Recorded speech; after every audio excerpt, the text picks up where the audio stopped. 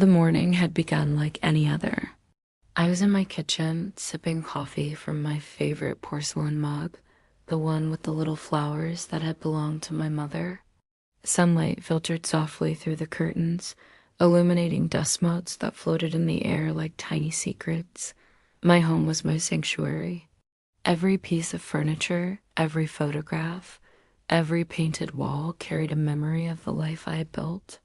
To anyone looking in from the outside, everything seemed peaceful and orderly. But peace, I learned that day, can shatter in a single moment.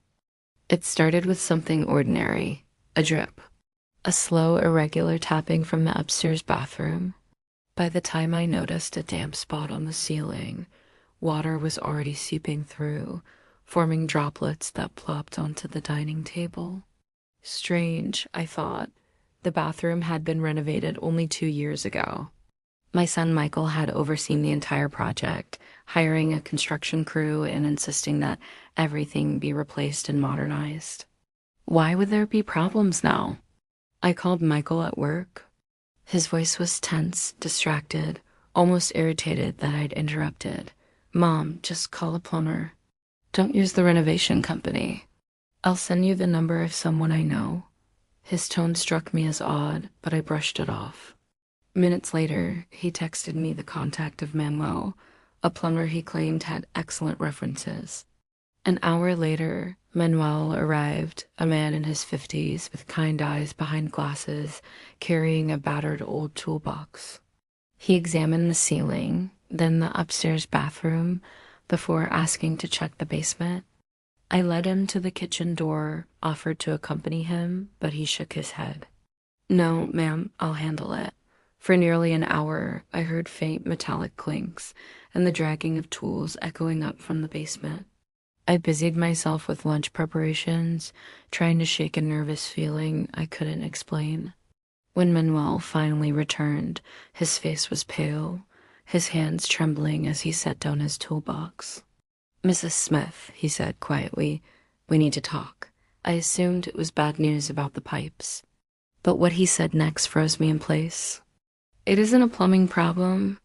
Someone has installed a device in your basement connected directly to the ventilation system leading to your bedroom. It's releasing chemical substances into the air you breathe. At first, I thought he was mistaken. Maybe it was an air purifier, something left over from the renovation, but Manuel shook his head firmly. I've been a plumber for over 20 years. That's no purifier. Someone installed this deliberately with the intention of making you sick. Slowly.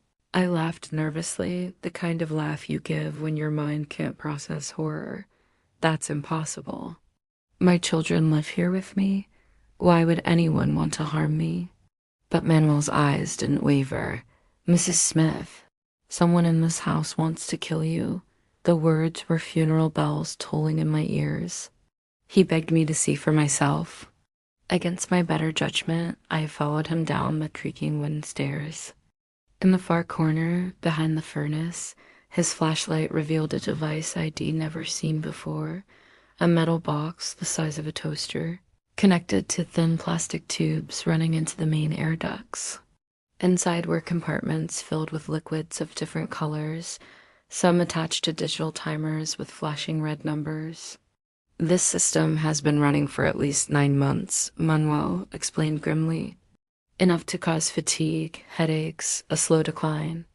Eventually, death that would look natural, 9 months. The exact time I had started feeling weak and ill. The headaches I'd blamed on aging, the exhaustion I couldn't shake. My knees almost gave out as realization crashed over me. The renovation, Michael had supervised it. He knew construction, he knew how to install things behind walls. And Linda, my sweet Linda, who had studied chemistry before marriage. She had the knowledge to mix chemicals. Together, they had built this trap. Why? Why would my children, my flesh and blood, do this to me? Manuel guided me upstairs gently. His voice was urgent now. You need to leave, right now. Don't tell them what you know. Take your documents, your essentials, and go. I wanted to argue, to cling to the belief that love was stronger than greed, but deep down, I knew he was right. My husband had left me a life insurance policy and significant savings. When Linda came downstairs in her pajamas, yawning sweetly and asking if everything was okay, I saw her with new eyes. Her soft smile, her casual concern, it was all a mask. I lied, saying I had errands to run. With Manuel's quiet help, I slipped out of the house, carrying my most important documents and the unbearable weight of betrayal. At a cafe 20 blocks away, Manuel explained the next steps: gather evidence, call the police, make sure my children couldn't erase what they'd done. He shared something personal. His own mother had died under suspicious circumstances, poisoned not by chemicals but by tampered medication at the hands of his own brother. I couldn't save her, he said, eyes heavy with grief. But I can help you. The kindness of this stranger nearly broke me. Meanwhile, my phone buzzed relentlessly. Messages from Linda. Where are you? Why so long? Do you need a ride? Calls from Michael, pressing, insistent. Who are you with? Which friend? Why didn't you tell us you'd be out? Their questions no longer sounded caring. They sounded like surveillance, like hunters tracking prey. Hours later, Manuel returned to me with photographs he had secretly taken of the device and a notebook filled with my children's handwriting. In cold, clinical detail, they had logged my symptoms day by day, adjusting doses like scientists refining an experiment. They even had a timeline: fatigue, memory loss, respiratory problems, hospitalization, organ failure. Week by week, they had planned my death, but now they suspected I knew. I could feel it in their messages, hear it in Michael's suddenly threatening tone over the phone. Come home, Mom, he demanded. Or we'll come get you. Then the text came that chilled my blood. We know where you are. The President Hotel, room 203. You have 10 minutes before we come up. They have found me.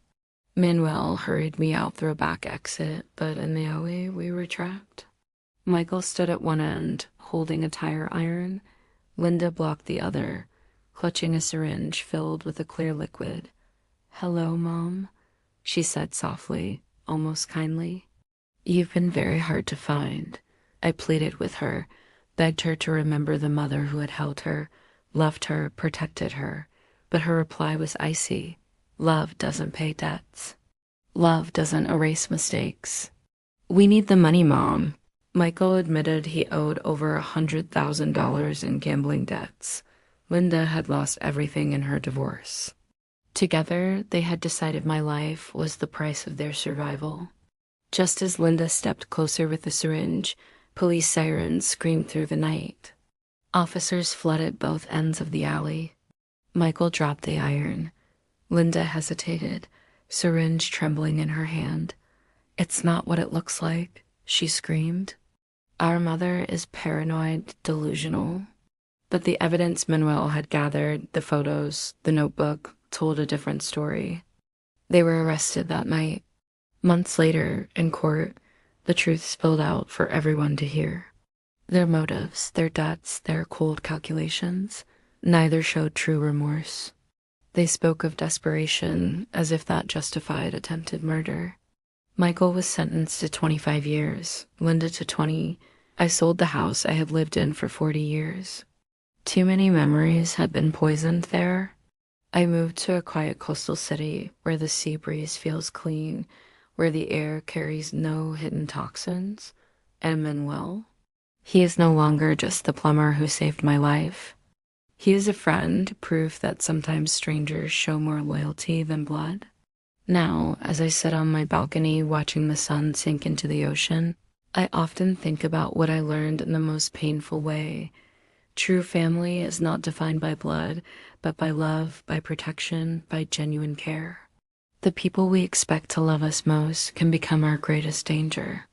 And sometimes salvation comes from the most unexpected places: a dripping ceiling, a stranger with kind eyes, and the courage to face a truth too dark to believe. So I ask you, dear listener, would you recognize betrayal if it lived under your own roof?